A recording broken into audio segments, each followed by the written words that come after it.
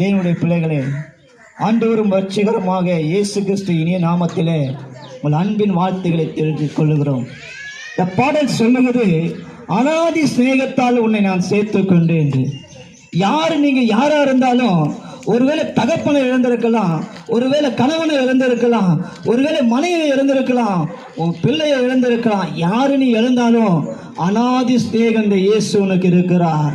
யார் உன்னை கைவிட்டாலும் நான் உன்னை கைவிட மாட்டேன்னு சொன்ன தேவன் உனக்கு உண்டு என்று இந்த நாளிலே இயேசு உன்னை பார்த்து சொல்லுகிறார். இந்த உலகத்திலே வருவார்கள், மரிப்பார்கள், போய்ந்து கொண்டே இருப்பார்கள்.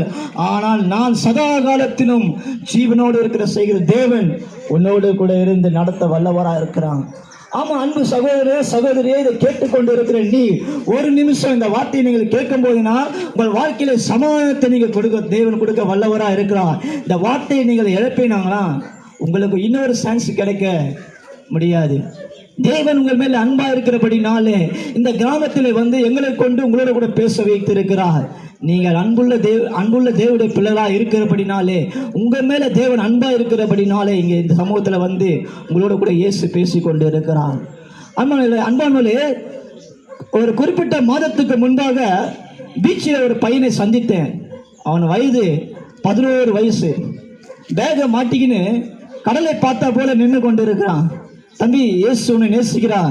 இயேசப்பா நம்பப்பா, வாழ்க்கையில சமாதானம் கொடுப்பாரு, சந்தோஷத்தை கொடுப்பாரு, அவர் நீ தேடினா அவர் உனக்கு கொடுப்பாருன்னு. தம்பி, நீ எங்கேருந்து வந்துக்கிறீங்க? பேகெல்லாம் மாட்டினீங்களே, வீட்டில் சண்டை போட்டு வந்துட்டீங்களா அப்படி கேட்கும்போது அவன் என்னை பார்த்து கண்ணீரோடு நின்றுருந்தான். அண்ணே, எனக்கு அப்பா இருக்கிறாங்க, அம்மா இருக்கிறாங்கண்ணே. எங்கள் அப்பா வேற ஒரு மனைவியோட போயிட்டாருண்ணே, நல்லா சம்பாதிச்சாரு. அதனால் காசு வரும்போது வேறொரு மனைவியோடு அவர் போன போல் எங்கள் அம்மா என்ன பண்ணாங்களா, எனக்காக வைராக்கியமாக வாழ வேண்டிய எங்கள் அம்மா என்ன பண்ணாங்க, நீ ஒண்டி தான் போவியா, நானும் போவேன் சொல்லிட்டு அவங்க ஒருத்தனை தேடின்னு போயிட்டாங்கண்ணே. இப்போ நான் நடுத்தருவில் நான் நிற்கிறேன். இப்போ நான் போய் எங்கள் அப்பா கிட்ட போய் நிற்கிறேன். அப்பா, அம்மா என்னை விட்டுட்டு போயிட்டாங்கப்பா, டேய் இனிமேல் இந்த பக்கம் வராதுடா அப்படி சொல்லிட்டு அவங்க அப்பா ஒரு 500 ரூபா கையில் காசை கொடுத்துட்டு அவனை அனுப்புகிறாரு, உங்கள் அம்மா கிட்ட போயிடுன்ட்டு.